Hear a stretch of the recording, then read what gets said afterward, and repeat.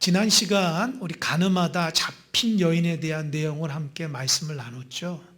이 말씀의 이 끝부분을 보면 그렇게 나옵니다. 예수님이 그 여인에게 그러죠. 야, 너를 고소하고 고발하고 정죄하던 사람들이 어딨냐? 그랬더니 그 여인이 예수님께 대답합니다. 주님, 없습니다. 그리고 예수님이 이렇게 말씀하십니다. 나도 너를 정죄하지 아니하노니 가서 다시는 죄를 짓지 말라. 이렇게 말씀하셨고 그에게 용서와 회복을 주셨습니다. 그리고 제가 설교 끝 마무리 때 여러분들 질문했잖아요. 그 여인의 삶이 나중에 어떻게 되었을까? 이렇게 얘기했잖아요. 그러니까 그 여인에게 있어서 가장 중요한 게 뭐냐면 어떻게 하면 이제 용서를 받았는데 죄 짓지 않고 잘 살아갈 수 있을까? 그게 가장 중요한 거잖아요.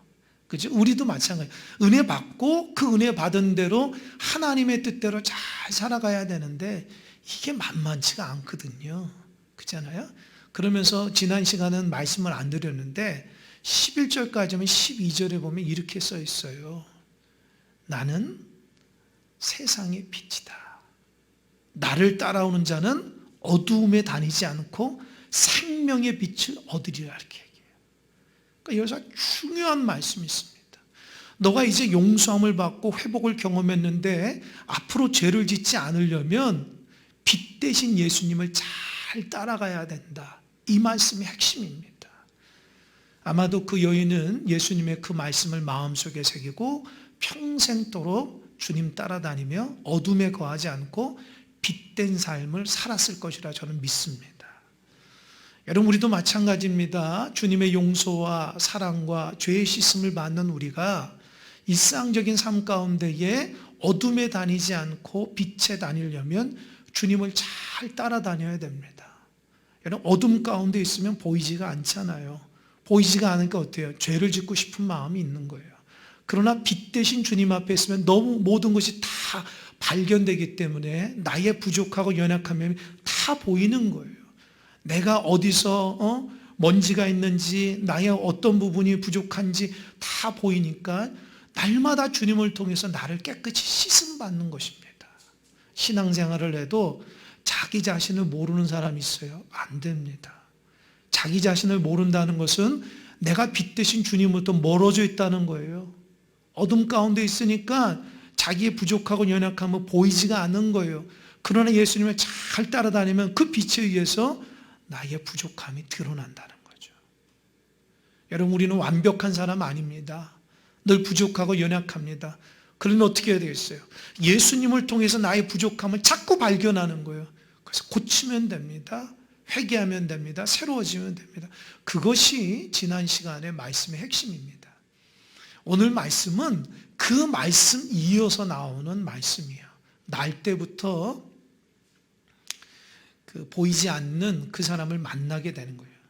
예수님과 제자가 길을 가는데 어떤 사람을 만났는데 그 사람은 날 때부터 보지 못하는 사람이에요. 근데 그 사람이 뭐 하고 있냐? 길거리에서 지금 구걸을 하고 있어요. 근데 그 사람은 늘 그 자리에서 구걸을 하고 사람들에게 나에게 자비를 베풀어 달라. 그래서 사람들에게 동전 1푼, 2푼 받아가지고 그저 근근히 하라고 하러 살아가는 사람들입니다. 근데 제자들이 갑자기 예수님께 이런 질문을 해요. 뭐라 질문하면, 주님, 저 사람이 날 때부터 속용된 사람인데 그 누구 죄 때문입니까? 주님, 저 사람의 죄입니까? 아니면 그 부모의 죄입니까? 이렇게 질문을 해요. 여러분, 이것이 굉장히 우리가 볼 때는 이상하잖아요. 그죠? 어떤 사람이 태어날 때부터 장애를 갖고 있거나 어떤 사람이 태어날 때부터 안 좋은 환경 가운데 있는데 이것이 유대인들은 그 사람의 죄나 그 사람의 부모의 죄라고 생각한다는 거예요. 여러분, 죄가 뭔지 아십니까? 죄는 사람과의 관계가 아니라 하나님과의 관계에서 짓는 게 죄잖아요. 그러니까 저 사람은 뭔가 하나님 앞에 죄를 졌기 때문에 하나님 앞에 저주받았다는 생각을 갖고 있는 거예요. 근데 자기가 죄를 지면은 이해를 하지만 예를 들어서 태어날 때부터 아무 죄를 갖고 있지 않은데 사람들이 자기를 죄로 여기는 거예요. 죄인으로. 그러니까 오늘 본문의 말씀을 잘 묵상해 보면 그 사람은 보이지 않는 것 때문에 힘든 것보다 더 힘든 게 뭔지 아세요? 사람들이 자기를 죄인 취급하는 거예요. 저주한다고요. 생각해 얼마나 억울해요. 무슨 죄를 갖고 태어난 것도 아닌데 사람들이 너는 죄인이라 생각하면서 동전을 줄 때에도 아이고 죄인이야 한 번 받아라 이렇게 하는 자비의 마음이 아니에요. 더 심각한 건 뭔지 아세요?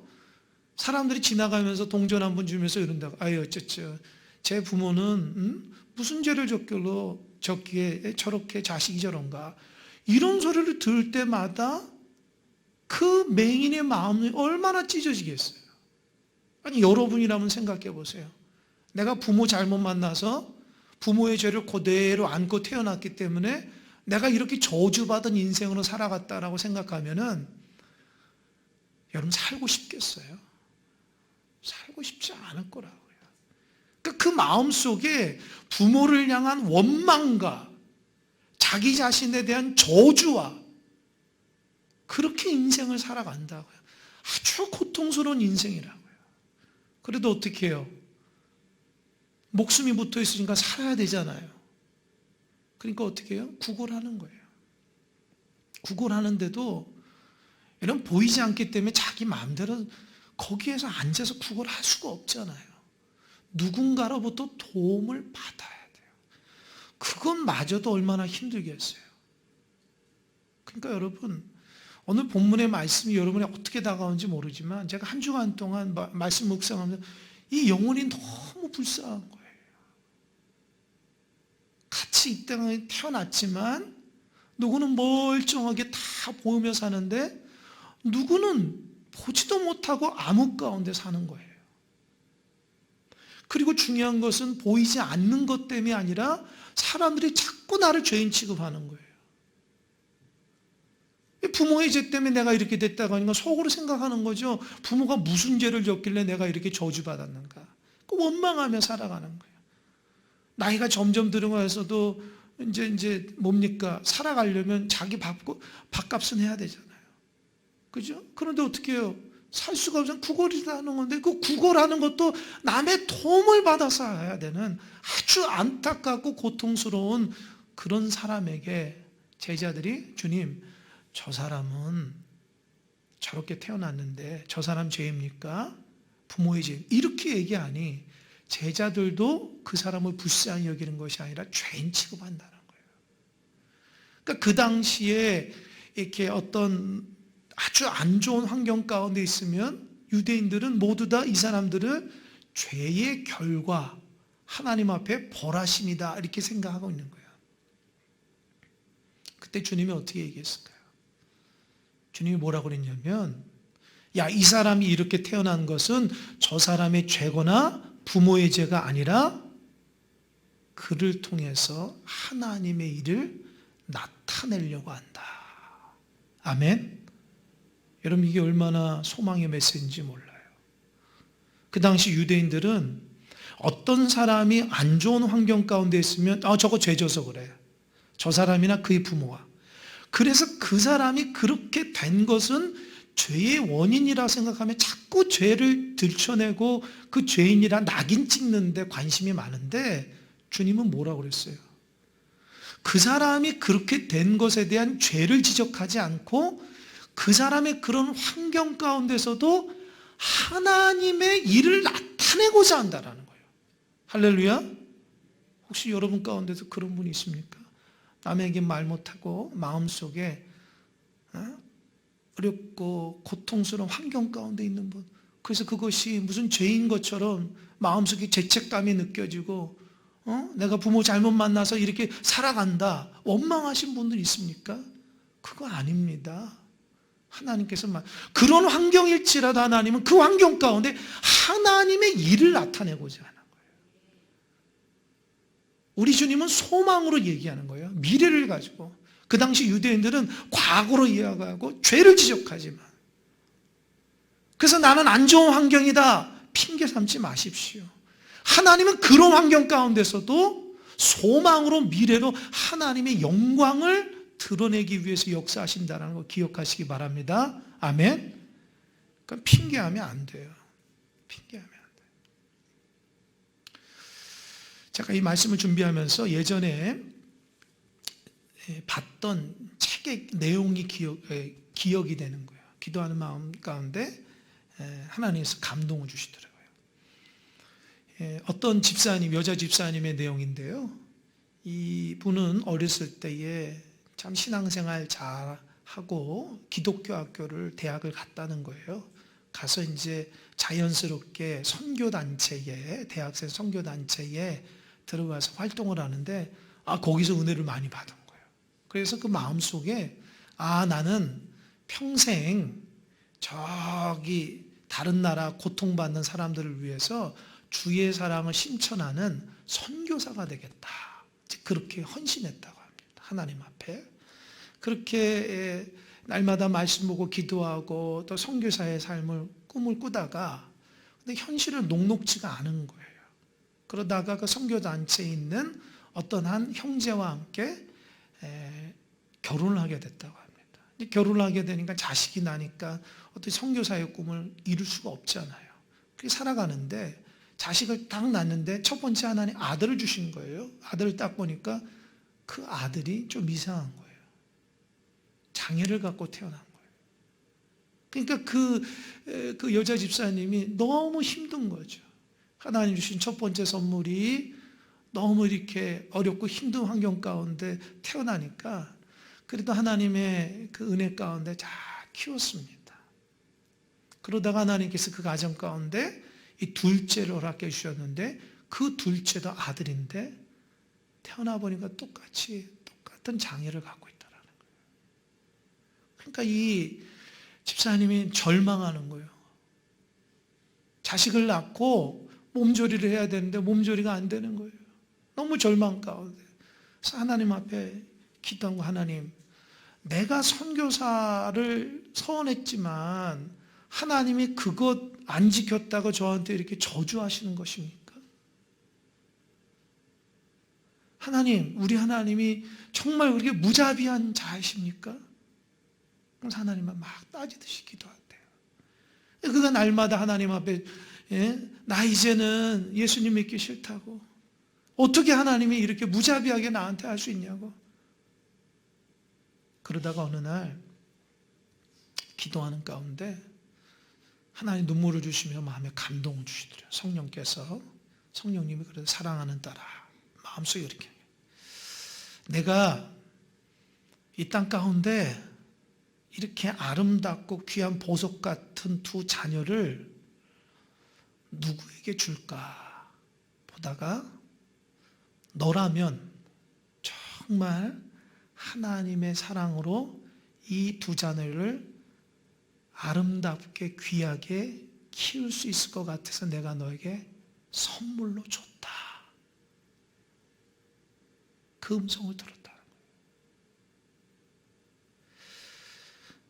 그 집사님이 그 기도하는 중에 그 성령의 감동을 받고 통곡을 했다는 거 아닙니까?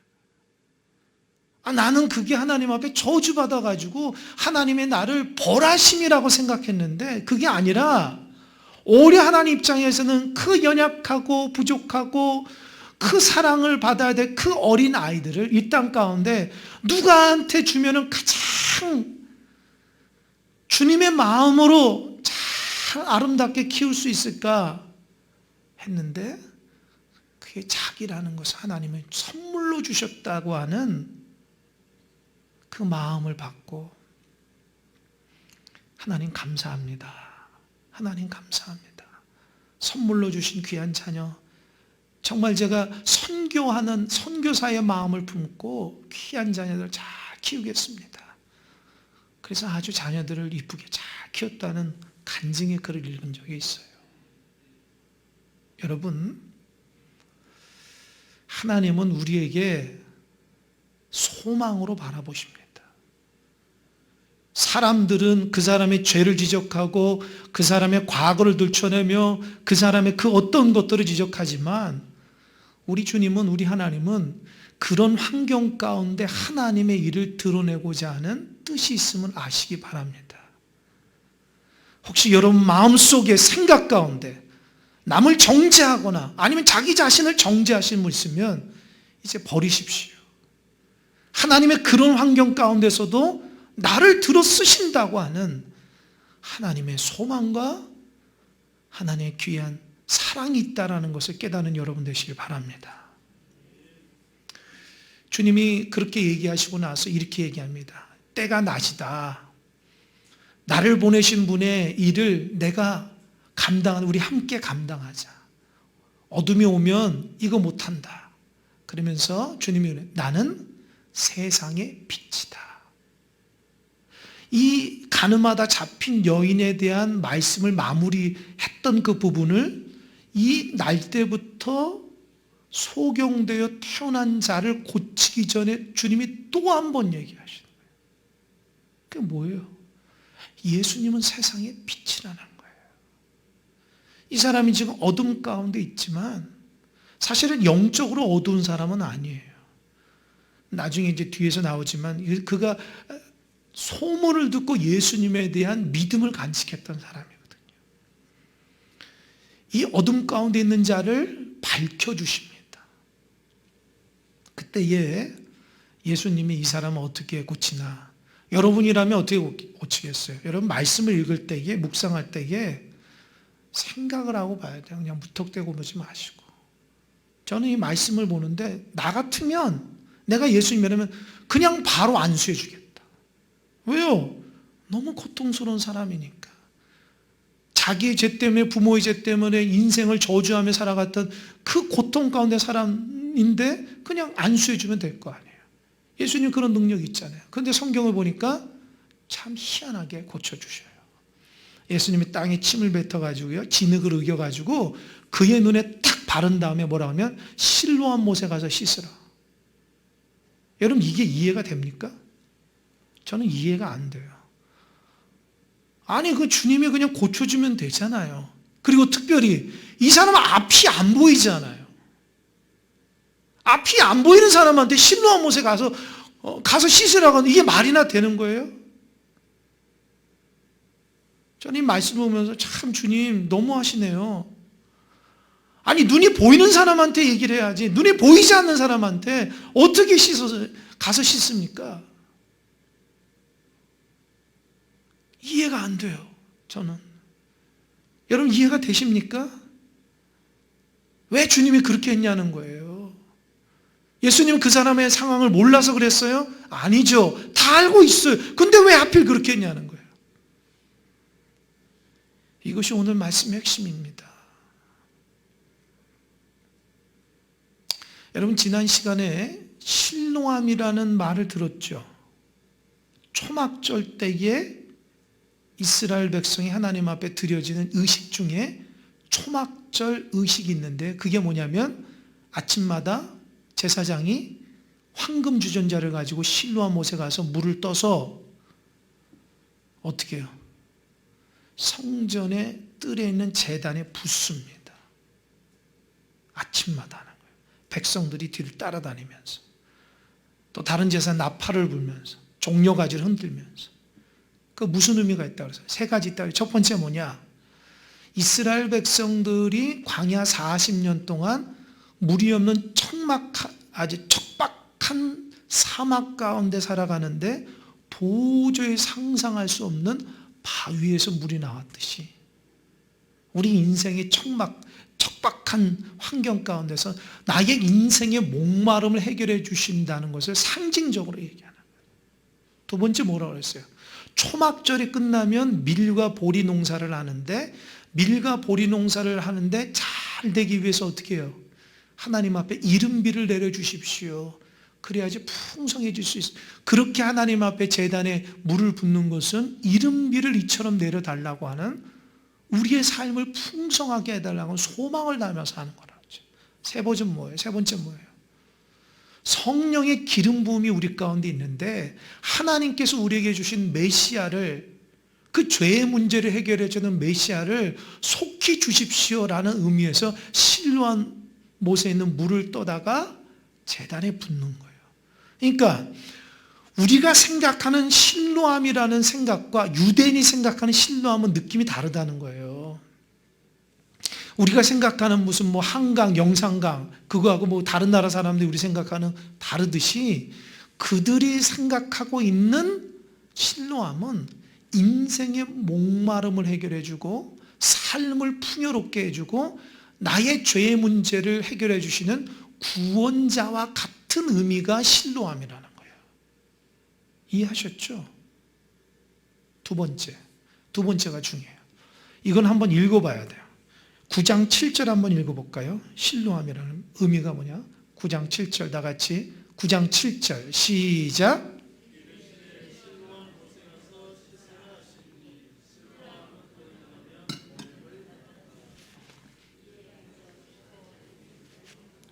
여러분 실로암이 번역하면 뭐라고 그랬어요? 보냄을 받았다. 그러니까 실로암이 보냄을 받았다는 연못이에요. 여러분 보냄을 받았다, 누군가로부터 보냄을 받았다라는 거잖아요. 그죠? 그건 가라는 거예요. 이 말하고 똑같은 말이 9장 4절입니다. 센스 있는 분은 아시겠는데 9장 4절 한번 읽어볼까요? 다 같이 시작. 때가 아직 낮음에 나를 보내신 이의 일을 우리가 하여야 하리라. 그만. 뭐라고 그랬어요? 때가 아직 낮음에 나를 어떻게 했어요? 보내신 이의 일을. 그러니까 9장 7절에서 실로암이라는 것은 보냄을 받았다. 9장 4절에서 예수님이 이 사람을 고쳐줄 때에 나는 하나님으로부터 보냄을 받은 빛이다. 이제 이해되셨어요? 그러니까 실로암은 누구를 상징하는 거예요? 그렇죠. 이 말씀은 여기가 핵심이에요. 예수님이 왜 실로암 못에 가서 씻으라고 했을까? 그냥 안수할 수 있는데. 인생의 문제가 있는 자들, 죄의 문제로 허덕거리는 자들, 어둠에 있는 자들, 원망하며 저주 가운데 살아가는 자들은 모두 다 빛 대신 예수님께 가야만 된다는 거예요. 할렐루야. 예수님에게만 가야지만 해결이 되는 거예요. 우리 인생의 목마름도 예수님, 우리의 삶을 풍요롭게 축복 가운데 살아가는 것도 예수님, 나의 모든 죄를 깨끗이 씻음받는 구원의 은혜 가운데 살아가는 것도 예수님, 보이지 않는 그 모든 것도 보이게 하는 것도 모두 다 빛 대신 예수님이 이 땅 가운데 오신 그 예수님께로 가야 된다는 거예요. 할렐루야. 그럼 이제 정답이 나왔어요. 이 소경된 자가 날 때부터 보이지 않는 자가 실로암 못에 가야 되잖아요. 그게 정답이죠. 그죠? 갔어요, 안 갔어요? 갔죠? 이것도 그냥 생각하면 안 돼. 묵상해 보세요. 얼마나 힘들었을까? 저는 이 말씀 묵상하다가 저와 여러분의 신앙의 모습을 봤어요. 우리는 하나님께 기도하면 응답된다고 생각하잖아요. 믿습니까? 대답해 보세요. 이거 아니에요? 하나님 의지하면 응답 아니에요? 하나님께 기도하면 응답 아닙니까? 하나님을 신뢰하면 나의 인생의 문제가 해결됨을 믿으십니까, 여러분? 믿죠? 근데 왜 믿는데도 하나님 앞에 기도하거나 왜 믿음의 실천이 없어요? 여러분, 잘 들으셔요. 내가 정답을 안다고 그 문제 해결되는 게 아니라는 거예요. 왜 그동안 여러분 인생의 문제가 이렇게 힘들고 어려운지 정답을 안다고 되는 게 아니에요. 그 정답을 아는 것이 내가 행하고 있는데 그 순 거짓말이에요. 정답을 알면 그대로 실천하는 것이 정답이에요. 아멘? 그동안 이걸 우리가 간과를 해버린다. 그냥 아는 것으로서 다 행하는 줄 아는데 그게 아니라는 거예요. 실로암 못에 가서 씻어야 되는 거예요.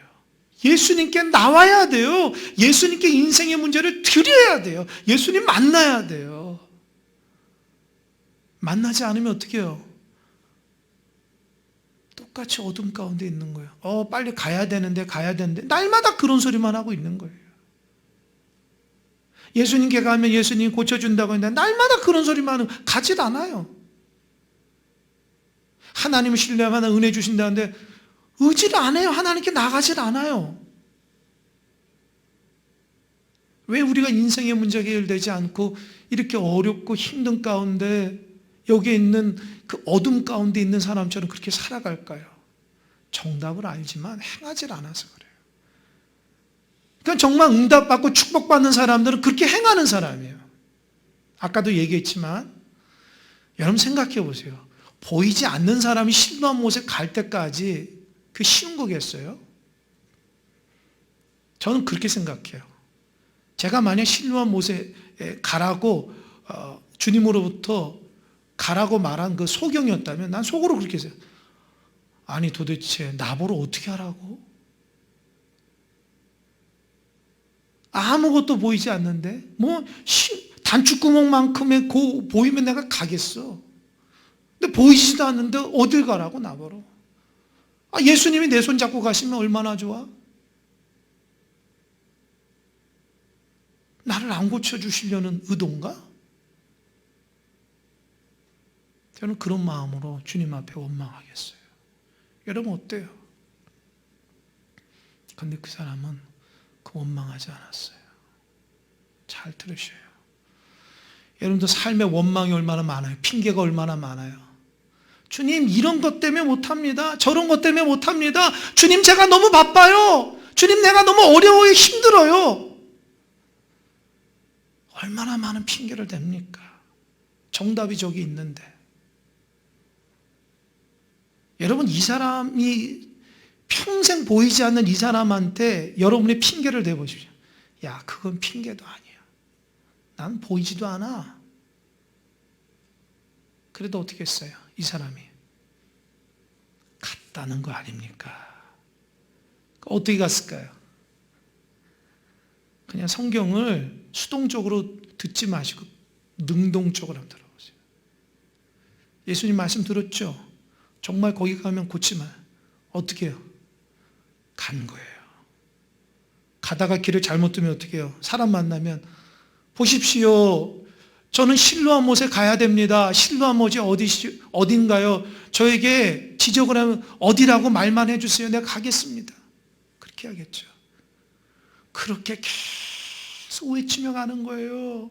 보이지 않으니까 나 좀 도와주십시오. 내가 실로암 못에 가면 내가 눈이 낫는다고 하는데 나 좀 도와주십시오. 어떤 사람들은 그냥 귀찮아서 간 사람도 있지만 그 사람을 불쌍히 여긴 사람이 누군가는 붙잡고 거기까지 간 거잖아요. 아멘? 여러분 힘들고 어려워도 믿음의 발걸음을 딱 뛰면 주님께서 돕는 손길을 주신 줄 믿으시기 바랍니다. 핑계대지 마세요. 그러니까 믿음의 발을 딱 뛰면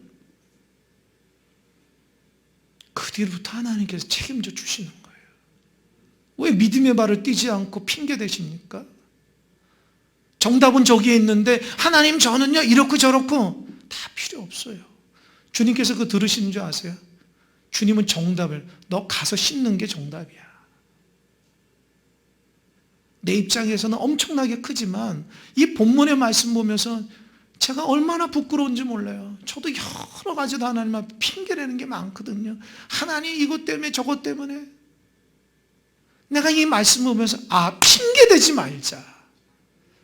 믿음의 발걸음을 뛰면 그 뒤로부터 하나님께서 돕는 손길을 통해서 가게 하실 것이다. 아멘? 그러니까 나로서는 믿음의 발걸음을 뛰는 용기와 믿음이 필요해요. 이게 없으니까 어둠 가운데 살아가는 거라고요. 말로는 주님이 살아있고 말로는 내 인생의 모든 것 되시고 기도하면 응답된다고 그렇게 말해도 가지 않으면 의미가 없는 겁니다. 아무리 많이 알아도 실천하지 않은 사람은 똑같다라는 거예요.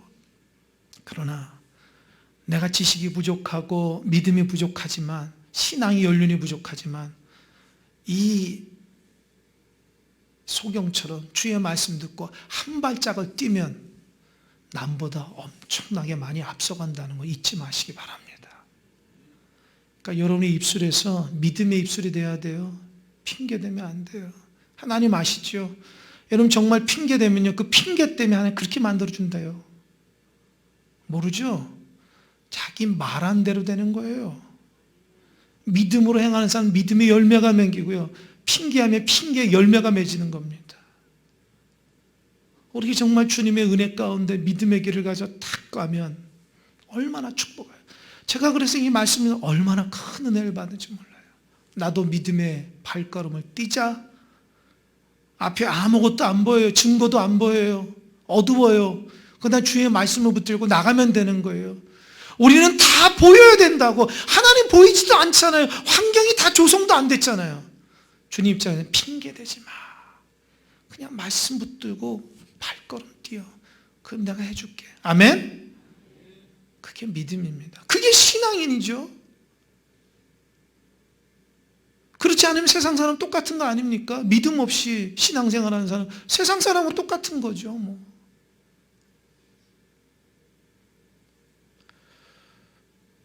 이 사람이 가서 씻었으니 밝은 눈으로 왔어요. 그리고 시간 없어 다 얘기를 못하지만 종교 지도자들 발칵 뒤집혔어요. 아니 너 구걸하던 사람 아니냐? 다른 사람 아니야. 저 사람은 너 어떻게 눈을 떠? 날 때부터 소경된 자인데. 논란이 벌어졌어요. 왜냐하면 예수님의 그를 고쳐준 날이 안식이었기 때문에 그래요. 사람들이 그를 붙잡고 너 어떻게 났어? 누가 했어? 예수라는 사람은, 그 예수는 죄인인데 그가 얘기합니다. 예수가 죄인인지 모르지만 한 가지 확실한 건 내가 지금 눈을 떴다는 거예요. 그 사람을 통해서. 사람들이 그 사람 죄인이야 그렇게 얘기합니다. 나는 하나님이 죄인의 기도를 듣지 않고 하나님의 뜻대로 행하는 자의 기도를 듣는 줄 안다. 나는 예수를 본 적이 없지만 그가 정말 하나님의 사람을 믿는다. 그게 믿음이에요. 나중에 예수를 만나서 정말 그가 예수를 고백하게 되고 인생이 바뀌게 됩니다. 결론을 맺겠습니다. 여러분도 실로한 못에 가서 씻어야 됩니다. 아멘? 실로한 못에 가서 씻어야지만 해결된다고 정보만 들으면 안 돼요. 가야 돼요. 아직도 가지 못하고 여러 핑계 가운데 있는 분들 있습니까? 믿음의 진보가 없고 하나님 앞에 축복받기 원치 않다라는 말하고 똑같은 거예요. 내가 응답받기 원치 않고, 내가 치유받지 원하지 않고, 내가 하나님보다 지금보다 더 훨씬 하나님의 은혜 가운데 살기를 원치 않는다는 거 똑같은 거예요. 그러나 가잖아요. 힘들고 어려워도 하나님이 책임져 주십니다. 그게 신앙의 원리입니다. 여러분 내일부터 3월이에요. 실로한 못에 가서 3월 달에는 밝은 눈으로 회복된 역사로 그렇게 축복받고 문제가 해결된 여러분 되시길 바랍니다. 어리석게 문제만 끙끙 앓고 있고 이거 어떡하지 한숨만 짓지 마시고요. 그냥 다 내려놓고 무거운 짐을 다 주님 앞에 맡기면 가면 되는 거예요. 주님 의지하고 주님 앞에 감사하라면 감사하고 기도하라면 기도하고 예배드리고 섬기라면 섬기면 되는 겁니다. 그때의 기적의 역사가 일어나는 거예요. 너무 앞서가지 마세요. 열매에 대해서 그건 하나님께 맡기세요. 맡기고 순종하며 믿음의 길을 걸어가면 하나님의 우리 인생의 문제를 다 해결하는 줄 믿으시기 바랍니다. 아멘. 기도하겠습니다.